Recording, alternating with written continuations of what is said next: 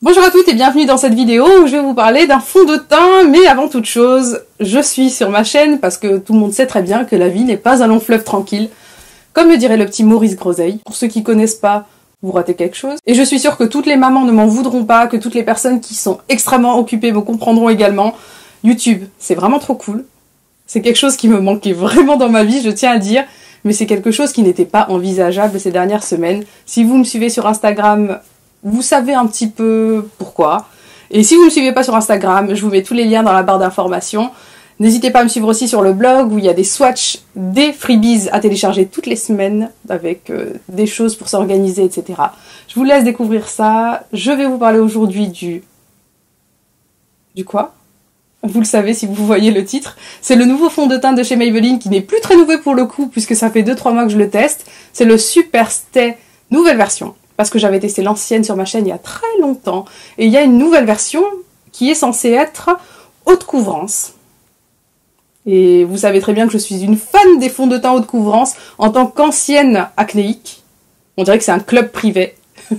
Un club privé, mais on préfère mieux ne pas y adhérer, mais c'est comme ça. Que voulez-vous? J'aime les fonds de teint couvrants, j'aime cacher mes imperfections lorsque j'en ai.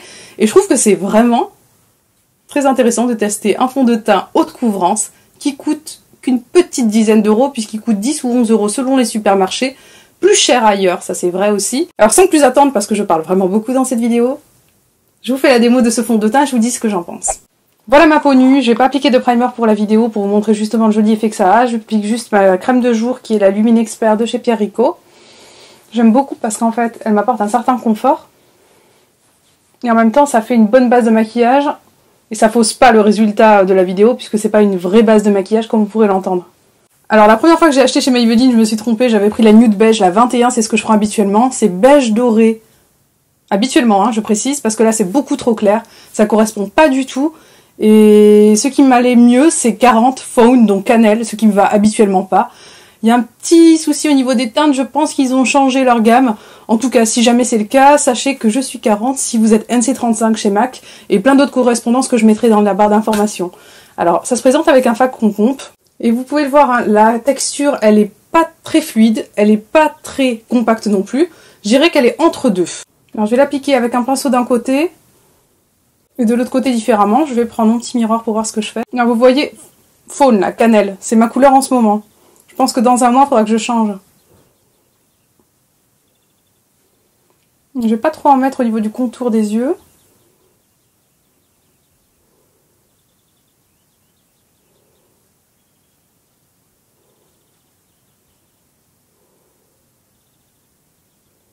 Et lorsque j'applique comme ça mon pinceau, c'est pour avoir un peu plus de couvrance. Donc voilà, sans cacher mes cernes, ce qu'on peut avoir au niveau du teint. Est-ce que vous voyez, on n'a pas un aspect 100% mat, on a la peau qui transparaît, mais vous allez voir qu'il y a quand même le produit qui va un petit peu sécher. Donc ce que je vais faire, c'est que je vais appliquer un petit peu plus de matière au niveau du dessous de regard pour vous montrer que ça peut même camoufler des cernes qui sont peu marquées. J'applique au doigt parce que je préfère cette application.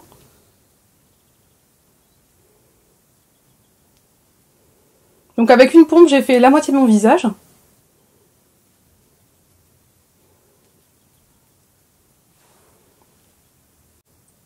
Vous voyez le résultat? On a quelque chose de naturel, mais on a couvert quand même pas mal de choses. Je vais vous faire un gros zoom. Alors moi, ce que j'aime beaucoup avec ce fond de teint, comme vous pouvez le voir, c'est que j'ai un côté qui est nu, et de l'autre côté, on a l'aspect nu dans la mesure où on a la peau qui transparaît, et ça, c'est très appréciable. On n'a pas un effet mat plâtré, comme peuvent l'avoir d'autres fonds de teint, mais on a quand même une couvrance qui est là, et ça, c'est vraiment, vraiment très agréable. Et de ce côté, je vais l'appliquer au doigt. Donc pour celles qui n'ont pas de budget pour s'acheter des pinceaux, ou celles qui aiment appliquer leur fond de teint au doigt. Parce que ça peut être utile surtout quand on a des imperfections très marquées et qu'on a envie, voilà, de plaquer le fond de teint sur la peau, qui va ensuite, bien entendu, être travaillé par la chaleur. On a l'impression que j'en ai 30 tonnes, mais n'ayez pas peur. Tout ça, ça se travaille. Et surtout, il sèche pas très vite. Il y a des fonds de teint qui sont très couvrants, qui ont cet inconvénient de devoir être travaillés extrêmement vite, faute de quoi ça fait des effets de patch. Et là, je sais que toutes les filles qui ont des imperfections le reconnaîtront. Ils savent de quoi je parle. Comme Estée Lauder, qui est super bien, le D'ailleurs, j'en ai appliqué de l'autre côté par habitude. Le Double Wear doit se travailler extrêmement vite.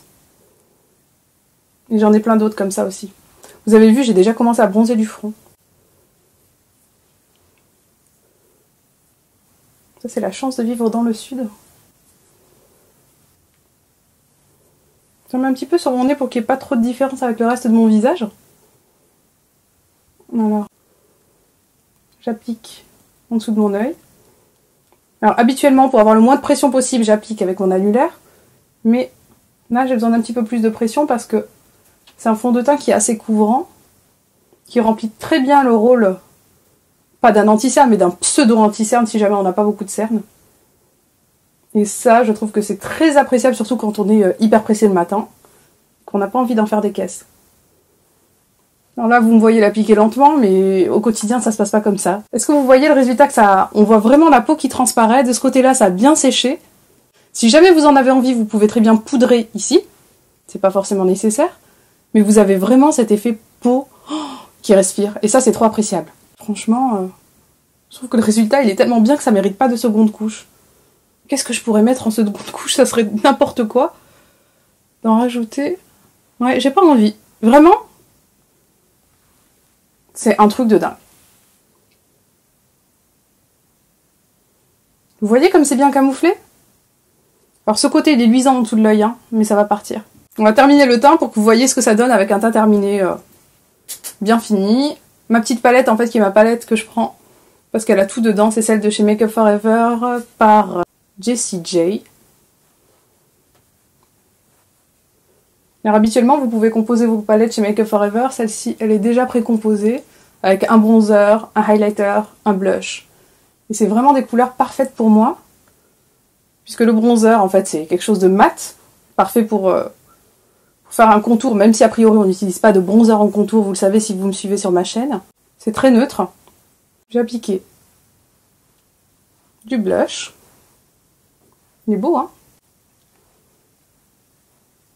Et ce highlighter, en fait, c'est la touche finale qui rend vraiment le make-up super beau, vous allez voir. Ça complimente bien l'effet du fond de teint. Dans le sens où on a encore cet effet peau qui transparaît. Mais c'est pas too much. C'est ça que j'aime bien, en fait. C'est que c'est un fond de teint qui certes est couvrant, mais qui se porte facilement au quotidien. Alors l'anti-cerne que j'ai sous la main, c'est celui de Fenty, mais à vrai dire, c'est pas forcément celui que j'utilise au quotidien. Le Fit Me de Maybelline. Faut que je vous montre, c'est de la bombe. Et surtout, voilà, le Fit Me il est légèrement plus clair que ma teinte. Celui de Maybelline, c'est tout le contraire. Il est légèrement plus foncé, avec un côté pêche. Je crois que j'avais pris 30 comme teinte. J'ai l'ancienne teinte Fit Me, parce que c'est pas du tout la même version, c'est pas du tout la même formulation non plus. J'aimais pas l'ancien, et figurez-vous que le nouveau, c'est de la bombe, vraiment. Alors autant vous dire que je l'ai testé à plein d'occasions, et surtout sur le long terme, donc je peux vraiment en parler, ça fait des mois que je l'utilise. C'est un fond de teint que j'adore utiliser parce qu'il reste longtemps sur votre peau, sans bouger, sans avoir d'effet de patch comme on pourrait avoir en fait avec d'autres fonds de teint. C'est pas du tout la même formulation que l'ancien Superstay. J'aimais l'ancienne formulation, mais celui-ci je l'aime 1000 fois plus. Et pour moi c'est un fond de teint qui n'a rien à envier aux grandes marques, encore une fois je tiens à le dire. Concernant la formulation, comme je vous le disais, c'est quelque chose qui est ni trop fluide, ni trop épais. Et ça a un effet qui n'est pas mat. Je dirais que c'est légèrement satiné, sans pour autant avoir d'irisé. Et ça, c'est vraiment appréciable. Je n'aime plus, parce que je peux pas dire que je n'aime pas, puisque j'en ai beaucoup utilisé par le passé, mais en ce moment, je n'aime plus les fonds de teint qui ont trop d'irisé, parce que justement, ça a cet effet un petit peu trop faux au quotidien. Alors que là, on a vraiment l'impression que la peau transparaît, on rajoute les irisés au niveau du highlighter si on en a envie, mais si on a envie de sortir et si on a envie de paraître naturel, c'est parfait, ça cache tout en une application. J'ai même pas eu envie d'en appliquer une seconde couche. C'est un super fond de teint.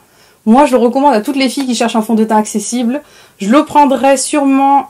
j'hésite encore entre la teinte beige ensoleillé et une autre. Je sais pas trop vers quoi m'orienter. En tout cas, je le prendrai, ça c'est sûr pour l'été, même si j'en ai acheté 2 par le passé. C'est dire si je l'aime. Et je pense que je testerai du coup la nouvelle formulation du satin, qui n'est plus le satin fluide, qui est le satin liquide. Je sais pas si vous l'avez vu dans vos supermarchés, mais en gros, c'est un fond de teint qui est censé hydrater davantage. Donc ça me paraît très sympathique, surtout que je l'ai essayé sur le dos de ma main. Il m'a paru très agréable. Et je pense que c'est un fond de teint que je testerai en vidéo après l'avoir testé pendant un petit moment. Si vous l'avez testé, si ça vous intéresse, mettez-le moi dans les commentaires, ça m'intéresse fortement également. Et que vous dire à part que je vous recommande 1000 fois celui-ci.